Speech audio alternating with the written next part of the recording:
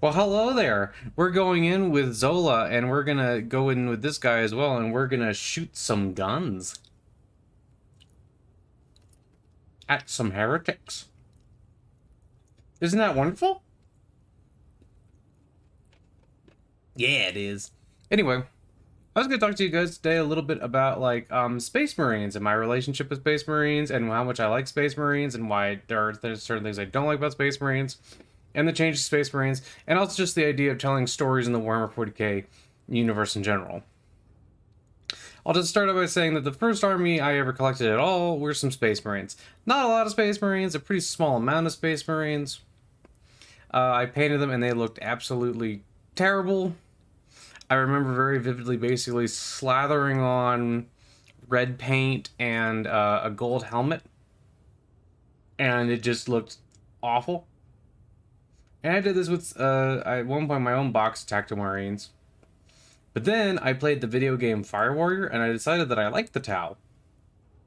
So what I decided to do instead was to play, or to collect a small amount of Tau, which was fun, and, you know, this is actually my... Never did enjoy sentry duty myself. Safer than where we're going, mind. I feel like these guys talk too much, like... But, you know, like, I very much enjoyed, wow,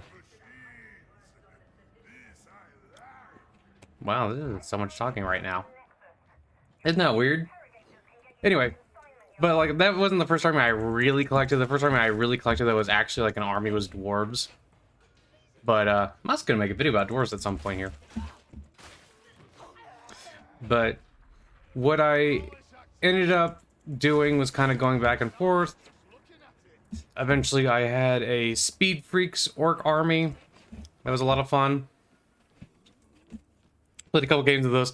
I remember very vividly there was this one time that I played against somebody who had a Tau firing line, and I just drove up next to them with a big orc Scorcha, and just kind of like, it was a twin link Scorcha, and I just like decimated their entire firing line, or like a good chunk of their firing line in one turn, because the flamethrower just kept killing his Tau fire warriors.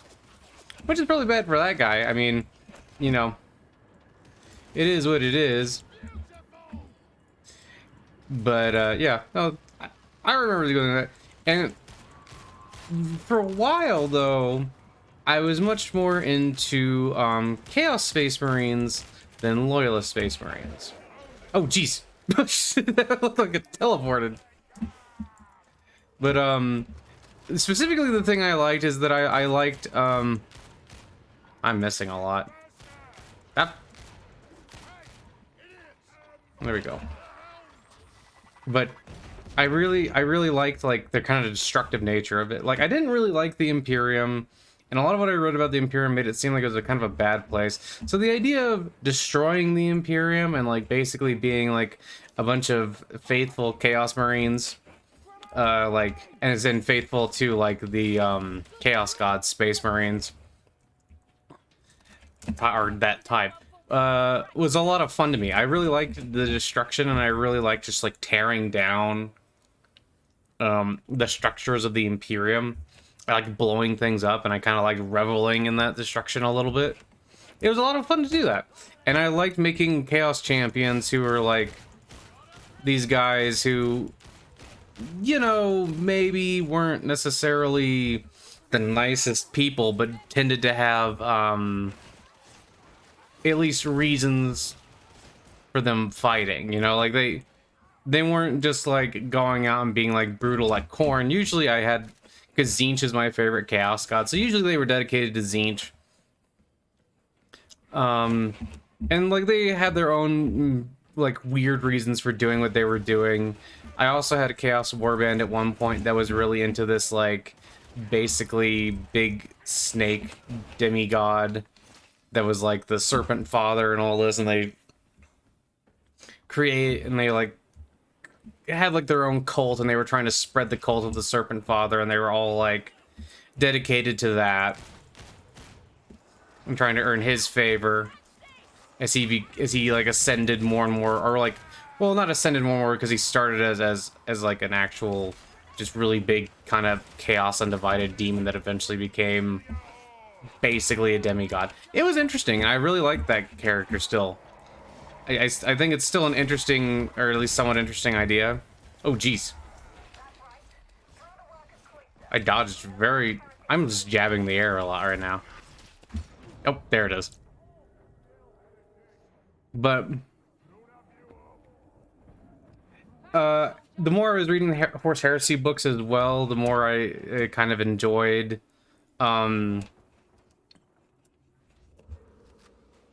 the more I was enjoying Chaos, because Lorgar was my favorite Primarch for the longest time, and then the more I was learning about it, I was like, okay, so maybe these guys would be kind of similar to the Word Bearers, but, you know, they worship, like, the Serpent Father, or maybe they just worship Chaos Undivided, kind of depending on what my mood was at the time, really.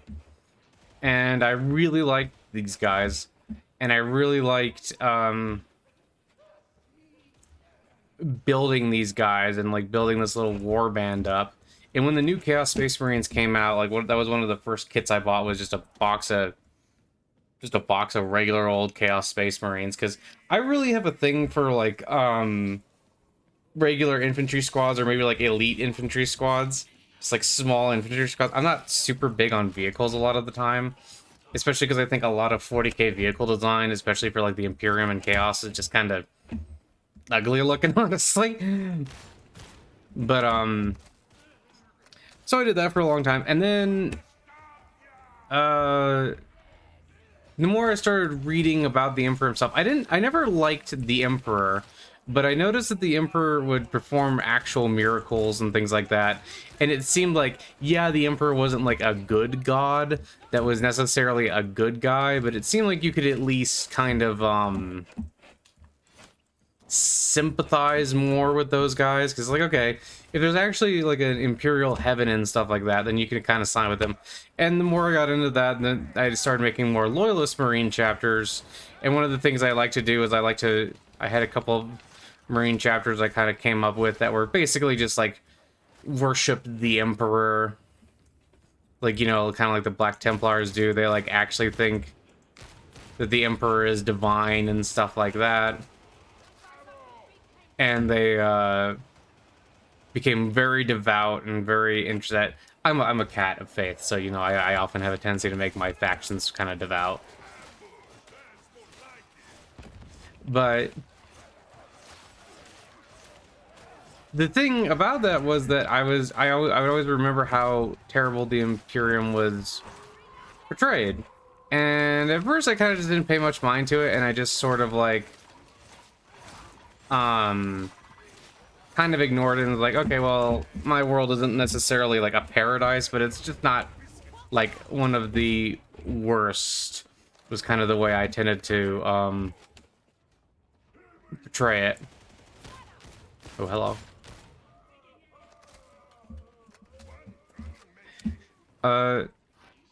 And you know, I also got more into like certain Imperial Guard novels. I started reading a lot of Caiaphas Cain, and I was like, okay, so the Imperium isn't that bad. There are at least, well, okay, it's not that it's not that bad, but it's not a literal constant hellscape. There are planets there that are kind of like normal planets where you could live a sort of normal life. Honestly, it started to remind me more and more of like actual Earth in a way, because it was like, oh, Plague Ogre, that's not great. But just moved right past me.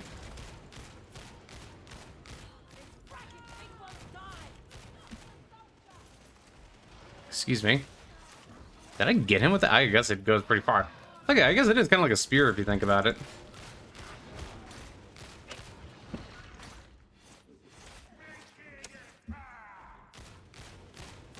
But, yeah, I kind of started to have a different version of the Imperium in my head. One that was less, awful to every single person within it. And it was kind of interesting to have this development over time. And I was recently listening to a video by Discourse Miniatures, and she has a very good channel. You guys should check her out. But she was talking about like how Space Marines have been kind of sanitized over the years, where like when they were first introduced, they're like basically these horrible, you know, genocidal maniacs, and now they're much more like they're like kind of relatable, and they have like real character and stuff like that. And you know, the Primarchs kind of add some character to their individual legions, and you can kind of see like stuff like if you read the Horus Heresy books that Space Marine characters don't always have to be terribly written, which was another thing that I was often complaining about, was that if you just read the novels, I always thought that Space Marine characters, regular loyalist Space Marines, were way more boring to read about than Traitor Marines. Like, Traitor Marines are almost always more interesting to me because they weren't just like, and I'm a badass and I have a big gun. It's like, well, yeah, cool, I guess you're a badass and you have a big gun. Great, you know, like whatever. Like that's a terribly boring character. I don't care. Like that's fine if you're playing like as that guy in like, you know, Quake 2 or something, but that's not like, you know, the best. Like if I'm writing characters, I don't just want them to be the biggest guy with a gun. It's like I don't care about that. But you know, over time, regular old loyalist Space Marines have gotten, I think, better. Oh dear lord. Better characterization. They become at least. Oh, I already pulled the pen. Whatever.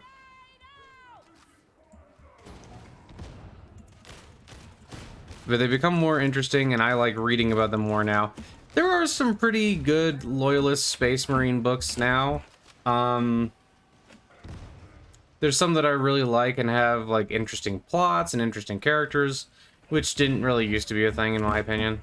Or at least I hadn't noticed as much. I think there's some older books where they have at least some character that can be kind of interesting. But they tended to kind of be played in the best light as like guys who didn't really understand humanity but weren't like horrible monsters, at least, to now like being less like they have like more character, and it's not just, oh look, he's a gigantic, oh wait, no, I'm sorry, it was either they were like really kind of clueless about humanity, or they were these horrible murder machines, which I mean, yeah, I guess is kind of part of their original characterization, was like horrible murder machines. But horrible murder machines just aren't that interesting to read about, if you're asking me honestly. Like it's weird to me how many people really like reading about Doom Guy. I mean, I guess Doom Guy is kind of more heroic in a sense, but like he's just not very interesting to me as a character. The world around Doom Guy is interesting, but I think he himself is just not that interesting of a character. Okay, they got it. So anyway, that's kind of where I come from. And now I have my own Space Marine chapter that I put like actually quite a lot of work into, and maybe when I'm just gonna tell you a little bit about them. I'm not gonna go like full on, and here's my chapter. I might do that at a later date if anybody's interested, or if I think it could be a fun video. But basically the idea was that I had this chapter that was kind of, one of their captains was becoming disillusioned with the Imperium because it just seemed like they were fighting for basically nothing. It seemed like, okay, everywhere you go, like, even if you save the people, now they just get to work under a different horrible regime type thing. Or maybe they just sort of exist. It's not like we're heroes, and a lot of times we're just kind of saving them from an earlier death. You know, stuff like that. And he basically... This is kind of obviously going to stretch canon quite a bit, but the idea was that the planet he was on had Dark Age of technology stuff that he essentially got plugged into through a complicated series of events, and he got to live out 1,000 years of his like in this virtual kind of spiritual realm. It was kind of a mix of the two. And he met an Eldar, and they became friends, and there's like a whole bunch of stuff going on there. But basically, his new goal is, after things changed, or well, his new goal when he got out of the machine was that he wanted to create a place within the Imperium that was very nice for people to live on.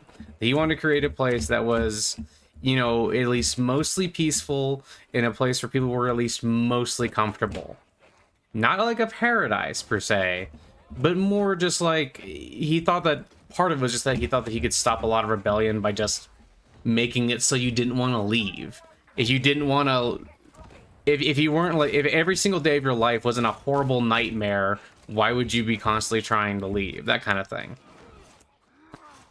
But, and then essentially what happened was, there was a warp storm affected the system that he and his chapter are from.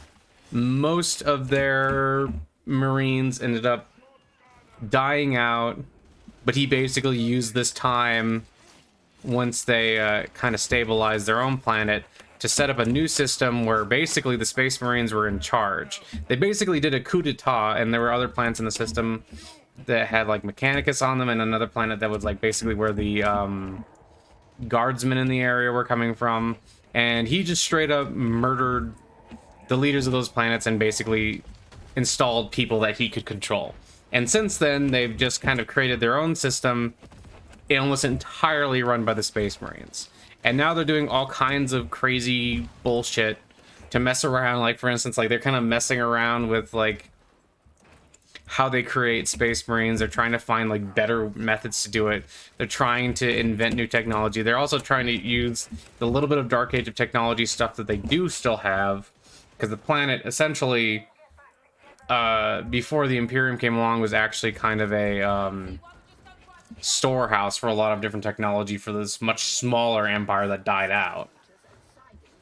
Anyway, so what they ended up doing is just kind of creating their own little empire. And this is like right on the edge of like the Ghoul stars. They're like way out there. But the thing is, although they are technically loyal to the Imperium, they don't really care about the Imperium. They don't really care what happens to the Imperium. They don't really care if the Imperium mostly dies out, honestly. They're just creating this fortress system of a place that's at least somewhat nice to live on, so that the people don't rebel, and that when people travel to other parts of the galaxy and see it, they're just like, oh, this is awful. And that is like intentionally what they do. They intentionally train a lot of guardsmen on one of their worlds and send them out and try to keep as many of them as alive as possible. Basically doing this thing where they keep conveniently going, oh, hey, look, we just happen to be in the same system as these guardsmen. We'll help them out, that kind of thing. So that they can basically create a propaganda campaign through these guardsmen and other means to basically convince everybody that living here and being loyal to these Space Marines is the best option. And of course, on the surface, yes, they're still loyal to the Imperium. They still provide for the Tide. They still go out and fight the Imperium's battles, but they're much more interested in preserving their own little empire. And the other thing they do is that they take advantage of how bad the Imperium's bureaucracy really is. That's how they're able to get away with so much, is that basically during this time when they were cut off, Zeki, which is the name of the chapter master, basically got as many of the administratum people on his side in the area that he could, killed off the rest, and then kind of has them forge documents and forge things so that the administratum thinks one thing is going on, which is just completely not going on there. And the truth is that they have a much larger population, they have larger production, they have a lot of things, but they don't mention that kind of thing. And there was a whole thing where I was kind of working on this, and like for instance, the Mechanicus part was a lot harder, and even now, like their real fear is that basically someone's gonna show up and figure all this out and try to correct it. As in, they're going to see that all this stuff is being misrepresented. They're going to see, for instance, like, because I had them that they were larger than a regular chapter because there was no one there to limit them. There was no one there to watch them, which, by the way, is something that other chapters get away with. You know, they're basically legion building. And then when I don't remember what the slash is actually called, it's something the maledictum, Citrix maledictum? Someone will know. But basically when that happened, it was actually a great thing for them, because now they're even more isolated and can be left up to even more of their own devices. and they're like kind of stretching their tendrils out a little bit now to like sort of encompass the systems around them to try to take those over as well. This is where they might actually run into a problem, though, because if they stretch themselves out, it's going to get harder and harder and harder to hide it. If, like, for instance, 3 systems are suddenly operating under basically the complete control of one individual... Oh, dang it. I should dodge out of that. Out of, like, one individual chapter, they're going to have problems. Anyway, but that's kind of, like, the main gist of it. And they also work with... Because Zeki, when he got plugged into this machine... spent time with the Eldar because she was actually plugged into a different machine they discovered. But anyway, when this happened, they became friends. So now they also have another thing, which is they're convorting with Xenos quite frequently. The Space Marines in the chapter are well aware of like how close they are to this craft world because this lady was a Farseer. And they're aware of how this looks if anybody finds out. So they're kind of like really mistrusting of the Inquisition. They've had a couple of Inquisitors actually come out there, and for the most part they've been able to avoid any serious questions, but some of them get a little bit more close to the truth than others. And honestly, some of them just don't care at all. One of the ones that kind of got close to figuring out what was going on is just not that concerned. Ultimately, they claim to be loyal to the Imperium. Ultimately, they're still fighting for the Imperium. And when the Inquisitor called on them for aid, they helped. So as far as they were concerned, it wasn't that big of a deal. The other thing is, like, this chapter has a whole thing where, like, they, basically, to become like a full-fledged initiate, you have to be plugged into the machine. You have to be basically shown this like vision of a kind of utopian future and shown the vision that the chapter master has, and you have to agree to go along with it in some sense, or the machine will just kill you. And they're willing to waste initiates. They're willing to lose people because ultimately they've been able to get away with it. And no one really asks any questions.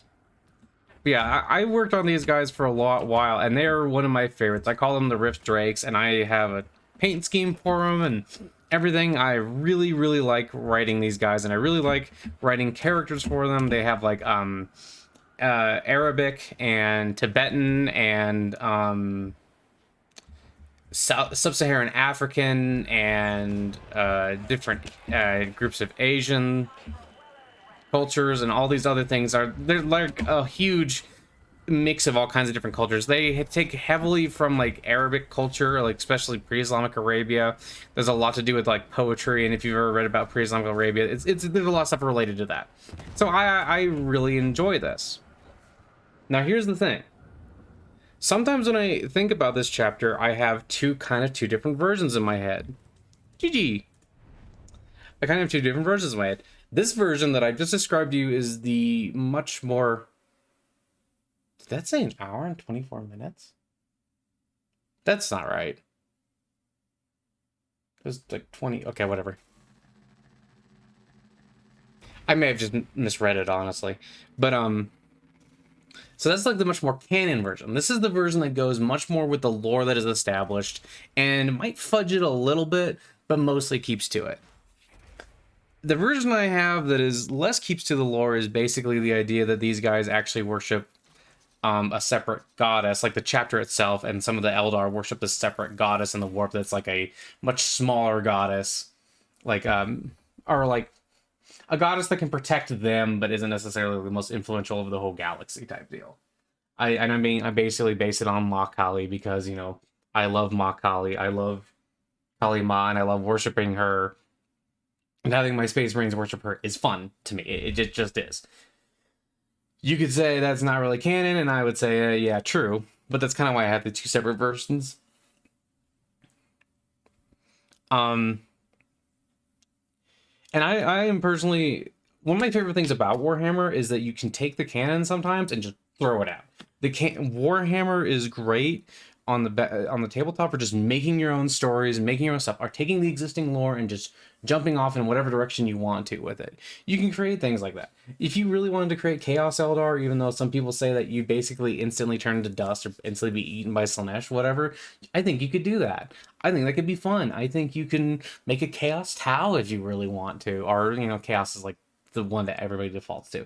But, you know, you could make Space Marines join the Tau, and I even have an idea in my head about some Space Marine Gue'Vesa actually joining the Tau, because Tau, that's like actually one of my favorite kinds of stories. One of my favorite kinds of stories is like the idea of Gue'Vesa, which, if you don't know, Gue'Vesa basically means human helpers. They're humans who join the Tau Empire. And some of my favorite ideas are things like a oh wow, look at that, I'm just a floating head. Interesting. Am I gonna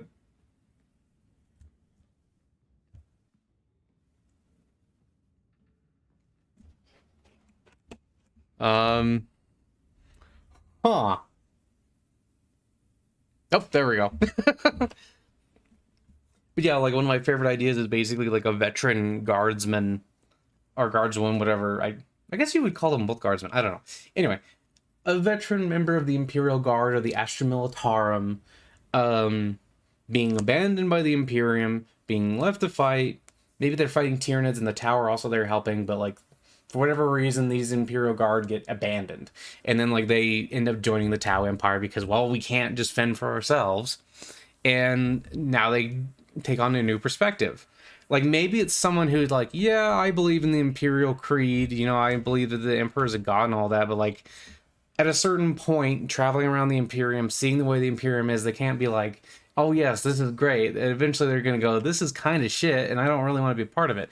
And then I think just seeing like even a little glimpse of Tau society, like if you're willing to look at it with objective eyes, it'd make you go, okay, this is better. Like even if it's still oppressive, even if they still have mind control, maybe, which it doesn't seem like they have actual mind control. It seems like way more have like power of ultra suggestion, the ethereals, but I don't know. Anyway, even if they have that, this is a better lot. So one of my favorite ideas for a story is like some veteran guardsmen end up joining the Tau and just end up being like better off in the Tau and kind of use their expertise and use their knowledge to kind of tell the Tau things like, well, yeah, no, demons are a thing, and or yeah, you know, there's like, this is a threat, like this is what Tyranids are like, we fought them in person, like basically a lone guardsman, like maybe just like a sergeant, like let's say this lady was a sergeant, or let's say this lady was like let's say she got all the way up to a captain, which that's not too hard, that's basically one more than lieutenant. Well, yeah, whatever. And I don't actually know the exact structure of the Imperial Guard ranking system,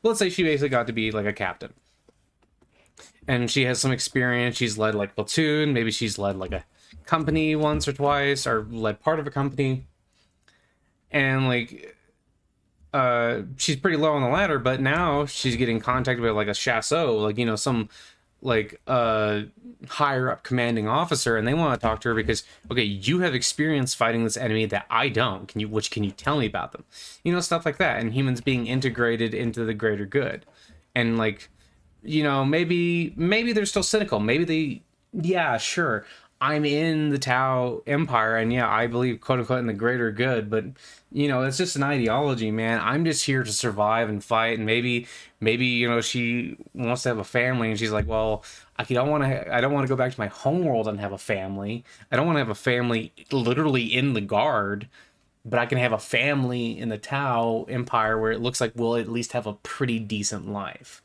And maybe they do have a decent life, or maybe they happen to be on one of the planets where people rebelled so much that the Tau want to sterilize people now. You know, there's all kinds of stuff you can do there. I think that could be a very interesting story. Or maybe have like some Space Marines join the greater good, because, in case you couldn't tell, I love the idea of people becoming disenchanted with the Imperium. But they like become disenchanted with the Imperium. It's just like, okay, well, we'll join you because we don't want to go for chaos. You have an ideology that like we can at least help defend, and we can help you, you know, defend against Space Marines, and we can help you, like, here's a Codex Astartes. You can take it and analyze it as much as you want in detail. We just want a place where we can go and like be maybe near some humans and maybe recruit some people. We'll fight on your side, We just mostly want to be left alone. Or maybe they're like all for it. Or maybe they start like that, but then like the longer they fight alongside these Tau warriors who are like for the greater good, the more they're like, oh hey, I actually like the greater good. Or, you know, like things like that.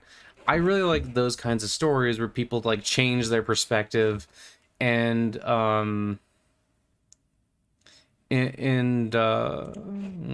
join this one.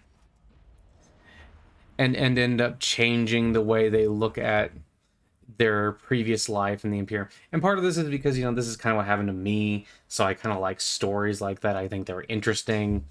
But I do like it when things like that happen. I really like having these different perspectives, and I really like kind of like deconstructing and having like more human interactions or more character-based interactions in like the Imperium and in like just in Warhammer 40k in general. That's the kind of stories I really like. I really like reading about the guardsman fighting in the trench and just seeing his lot and or her lot and just being like, ah, fuck this. But I also kind of like it when the guardsman's like, you know what, fuck it, it's the only thing we got. The Imperium is the only thing we got. We gotta fight for it. You know, like that's interesting to me. I mean, ultimately, I'd probably join the Tau Empire if I was given the chance. Out of all of them, it's like I could at least probably survive there. This case remindeth us that in the end, all shall come to dust. Feels like we're a long way up the spire. How far's ground level? I will stay away from the edge, Flight Lieutenant. Okay. But yeah, you know, stuff like that is interesting to me. Or like maybe exploring like a little bit of the opulence. Like it would be interesting to me because I, you know, for instance, recently I was watching a video on, by ContraPoints about like opulence, which is a bit of an older video.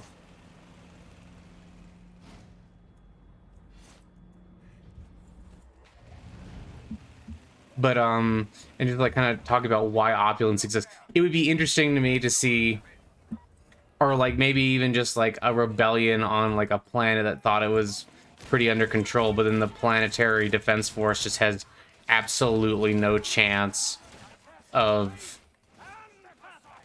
actually holding back a rebellion because they just don't have the ability to do it. They don't have enough people. They've been so used to people being like docile that when they're not, they don't actually know what to do. And a lot of these guys who look really hard, just, you know, they've had easy lives. The most they've had to do is like bully somebody. And now like that someone's really trying to kill them, they don't really know how to react to that. Other than, well, I'll try to shoot back, but there's way too many of them. Like, you know, stuff like that. I like that. That could be kind of an interesting idea. And then you also have maybe, oh hey, don't you do that. And maybe you have like they're afraid that Space Marines or just like the Imperial Guard are gonna come down and like deal with the planet later, but it just doesn't happen because, you know, like the Administratum is so bad they're not even gonna find out about it for like a couple centuries. By then, maybe they've just developed a whole new system and no one really remembers what the Imperium is like. Maybe they even still trade with the Imperium and kind of like my Space Marines. On the outside, they appear to be loyal, but on the inside, they're definitely not loyal. You could call them a lot of things, but loyal is not the right one, or is not the right description.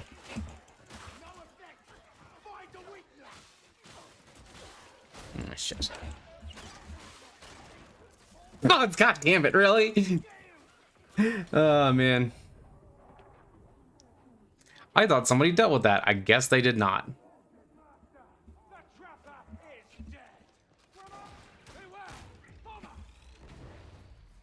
But yeah, stuff like that is interesting to me.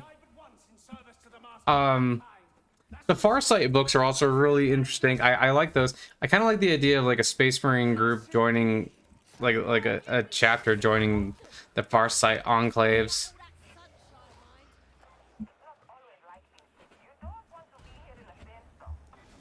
I'd imagine not. But yeah, I think that there's a lot of interesting ideas. I think I'm I do like that they've softened the edge a little bit off of the Imperium, but I think you can still do some very interesting things. Honestly, it kind of goes back and forth. I I think one of the things that, for instance, like thinking about my own chapter, like one of the things that might mark them out as being suspicious of somebody is like if they have automatic machines that load their ammunition. I know the whole idea is, oh well, the Imperium's lost all their technology. I kind of take that with a huge grain of salt. Like, are they've lost like the idea of how to understand technology? Okay, look, if you're dedicated your entire life and probably, you know, extra extended life to being able to like worship technology and find out how it works and stuff like that, I think you can kind of figure out how, like, you know, like a robotic arm works. I think you can do it. I I understand that some of the stuff is like, oh, this is lost technology and you basically have no way to learn how to do it. But then there's also a lot of things where it's like, okay, yeah, but we can do that now, and it's not even like it's super complex to explain. It's just that all the little intricate parts involved in it are kind of difficult, but you could figure it out. It's not impossible, especially when you already have the thing. Especially if you have the ability to examine it in detail and see how it works. And, you know, that was another thing I was thinking could be kind of interesting, is that maybe some of the companies within my chapter were kind of scavenger-like. Like, they tended to maybe take some of the wreckage from, like, blown up ships and stuff like that so they could get a better idea of how it was actually constructed and how it works and everything inside of it. You know, stuff like that. I think there's a lot of interesting ideas there. However, I am willing to throw out a lot of canon when I don't like the way it, like, fits in with my own narrative. I kind of like to make my own stories. Some things I don't do that with. For instance, like, I think Primarchs are kind of well established and I don't really want to mess around with them too much. I might have an interesting interpretation of what a Primarch is actually like. Like, fuck off.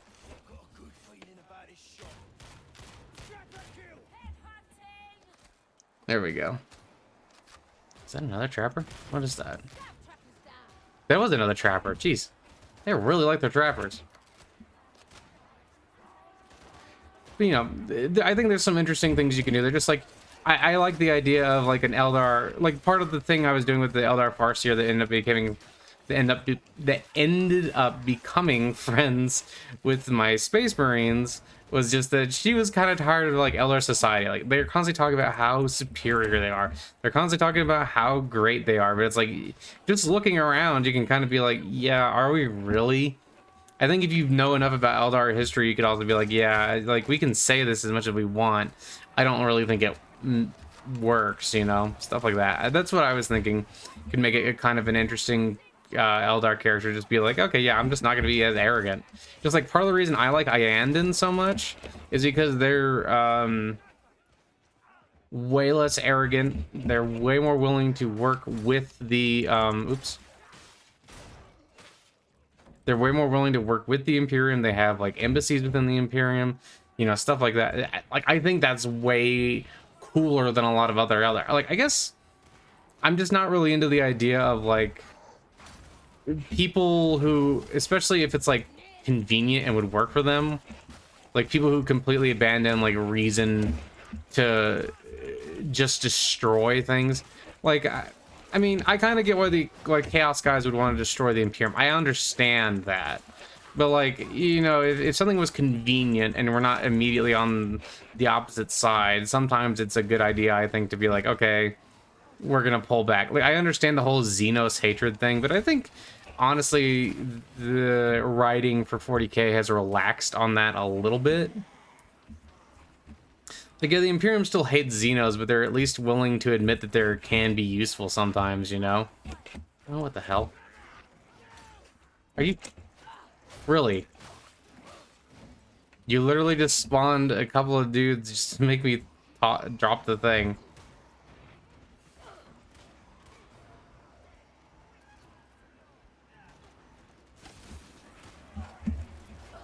And I think you can do a lot of interesting stuff with that.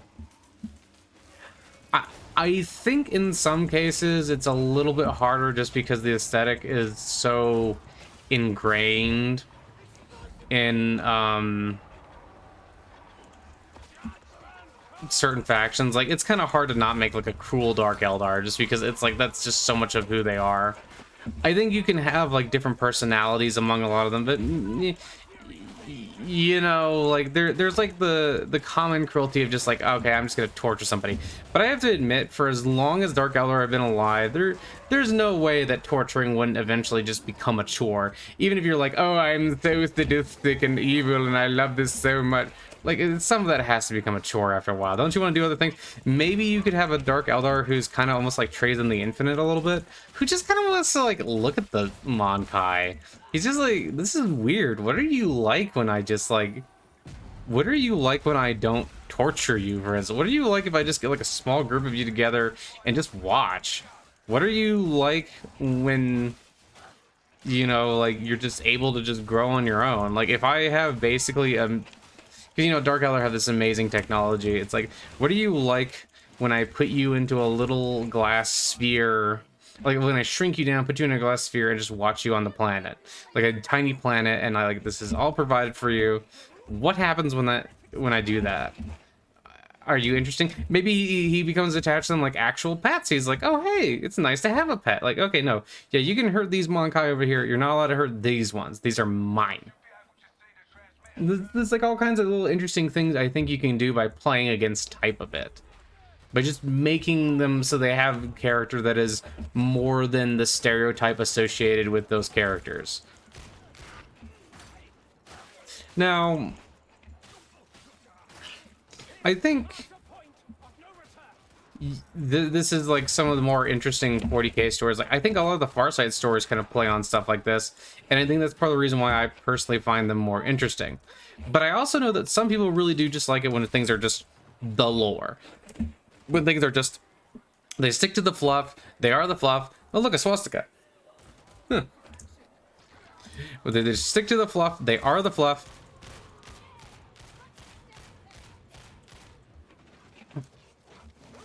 And they just fit in line with that. Like, some people really do like the Imperium just being a horrible hellhole where everything's terrible, which, by the way, isn't actually the fluff. That's just like the very superficial reading of the fluff. If you've read a lot of books in 40k, you'll know that they do not always depict the Imperium as nothing but a horrible hellhole. There's usually at least some light spots. They don't, it is not literally a constant hellhole where nothing matters. That's not how they actually portray it typically. Or, well, they portray that sometimes. It's more complicated, is all I'm saying. It's just not always that. Is this? I feel like I'm getting a decent number of kills, and it seems like it's mailing pretty fast. But I'm wondering if the knife is actually better because it swings wider, or at least a little bit wider. I don't know. Interesting. But yeah, so I think you can do that and have some interesting stuff going on there. And I do know that some people just like having things like, well, this is what it says in the lore, so this is what it must mean. But you know, like, unreliable narrators, for instance, I think can add a can add a lot to a series. I think like having characters that you kind of question what they're saying, or like why they're saying what they're saying, is more interesting. I think that could be a lot of fun. Just like I'm not necessarily in favor of just reading, like, okay, so the Primarchs are supposedly super powerful. They're like frequently discovered like the greatest creations of the Emperor. But the thought that always occurs to me is like a well-placed airstrike with a large enough ordnance would kill a Primarch. Or like a sniper. I think a sniper should be able to kill a Primarch if they act with enough hubris. You could be like, well, no, they're just too tough. It's too impossible. It's like, no, they're not. No, they're not. Like they can't be, because that's just stupid. It's an organic thing. They usually have to breathe and stuff like that. Vulcan might be the exception to this. They usually have to breathe. They usually have to have, you know, some kind of sustenance. You can't just be like, oh yeah, literally only a Primarch can kill Primarch, because obviously, A, that's not true, because Conrad Kurz was killed by something that wasn't a Primarch. But, you know, I'm not a fan of just being like, oh yeah, well, the like power levels and stuff like that. I don't care for a lot of that kind of stuff. I think that Primarchs are allowed to be powerful, but this is a setting in which there's a faction that has literal black hole guns. You know, like the Dark Eldar have like literal black hole guns. They have like things that rip apart reality. Like the Necrons have weapons that will literally tear you apart atom by atom. Like some of those things have to be able to kill a Primarch, and if they're not, it's like, okay, now they're just even more boring to read about. Like the problem with the Primarchs currently is that nothing at all can hurt them in the setting, or at least nothing's going to be allowed to hurt them truly. You can banish the demon ones back, which gives them kind of an advantage in storytelling just because you can actually do something to them. But I think just yeah. No, really? What was your first clue? All the Nurgle guys? Silly. But you know, I think you can do more interesting stuff with them if you're not just like sticking strictly to the, like, oh no, they have to be beaten by a Primarch, or they can only be like dealt with something of a sufficient power level. I mean, I personally thought when Lorgar stopped a plasma blast directly from like a Warhound Titan in one of the Horus Heresy books, I think it's in Betrayer. When he does that, it's like, okay, that's cool, because afterwards he's hurt, like he's really burnt, and he has to like crawl desperately out of the way while Angron holds the foot of the thing up. Which, by the way, why wouldn't you just? Actually, no, I think there was a reason they didn't just charge it up and shoot him again. I can't remember what it was. But anyway, yeah, I think there's a reason. But, you know, like, okay, that at least shows that a Primarch can be hurt, which also tells me that, okay, then, like, with enough, like, Titans focusing on one area, or, like, a Exterminatus or something, you should be able to kill a Primarch. Anyway, I don't know.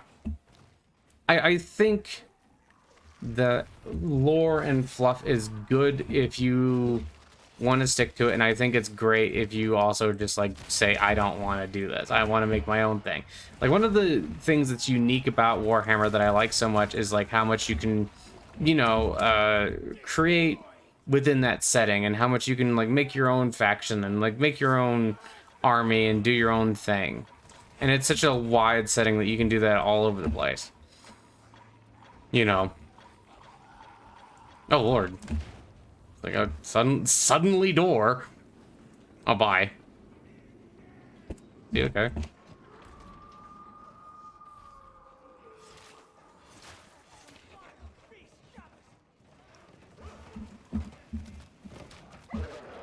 Oh, it was behind me. I was like, where is it?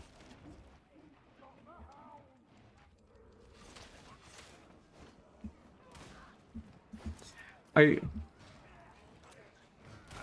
think that I'm having more fun like with my current Space Marine project, and it has like a mix of like Black Templar bits and just regular old Space Marine bits. Just because even though my chapter is kind of different, I kind of like the idea of having like Black Templar bits, because one of my favorite miniatures I've ever painted, our favorite like box of miniatures, was like the old Metal Sword Brethren kit from Games Workshop. Just the old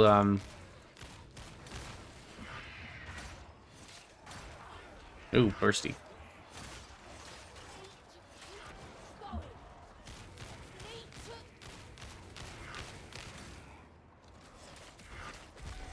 There we go.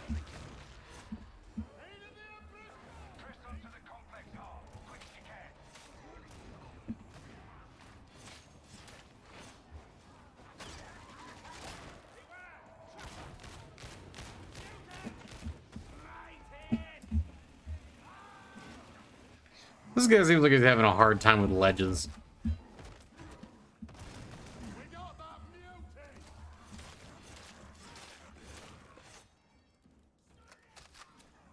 Wait, no, it's over there, I think. Yeah, it does. I really like this bayonet. Yeah, but I think that's like half the fun, is just like making your own force, really, and just like telling the story you want to tell. Which is also why I think it's, I mean, if you really want to tell a story that is like very specifically just completely in line with lore and nothing at all is fudged, you can do that. You can have a Space Marine chapter that's like a successor of the Blood Angels who just loves Sanguinius and does nothing but love Sanguinius and only fights to, you know, honor Sanguinius. If you really want, you can do that. Or, you know, and it's all about, like, you know, blood and honor and stuff like that. If that's really what you want to do, you can do that. I personally find that kind of boring, but if that's what you want to do, you can do that.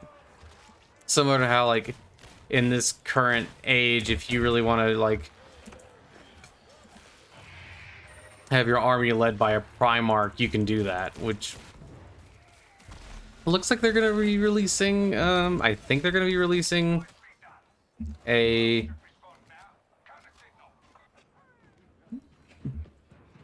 Uh-oh. I think they're going to be releasing the Lion, which he wasn't like the worst on my list, but he's pretty low. Magnus was like one of the worst on my list, and he's currently being released. I don't even think that model looks very good. I don't like big centerpiece models, honestly. I think they tend to just look kind of I don't think they look the worst, and if you like them, great. But like for me, I think a lot of like Primarch models like Rabute Gilliman, Mortarion, and all those guys, they just kind of look a little too busy, is what I think I might say. I don't know. I don't like. There's something weird about like the proportions on like. Oh gosh, dang it. There's something weird about the proportions on, like, Rabute Gilliman, for instance. I should just use a grenade. Oh, I can use my medic thing. My medicate thing.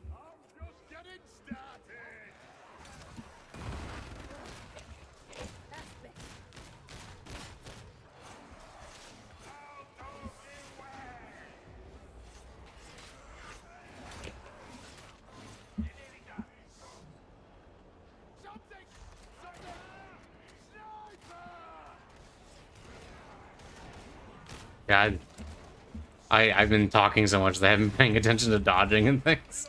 Oh, I gotta be careful about that. But yeah, just like there's a lot of models that I don't necessarily like anyway. Like, you know, I'm not really super big on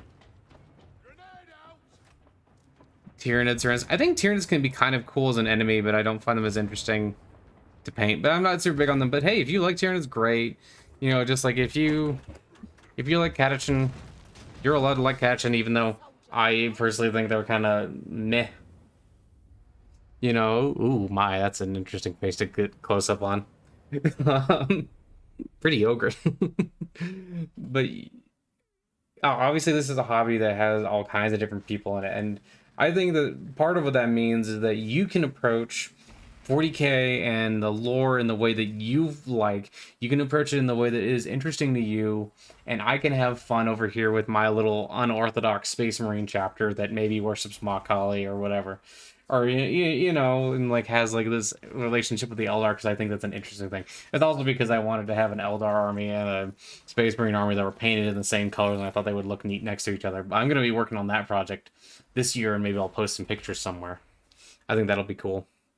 Okay, that's an alright lasgun.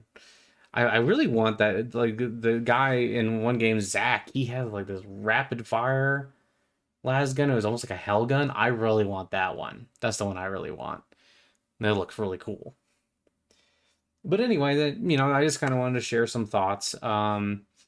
You know, you can subscribe if you want and all that fun stuff if you're so desirous of it. And I hope you all have a great day. And also, I'm going to put a link to one of Discourse Miniature's videos. It's the one about Primarchs, and like the first videos I ever saw of hers, and I really liked it. And if you want to check it out, I'm going to put down a link down below, and I hope you guys like it.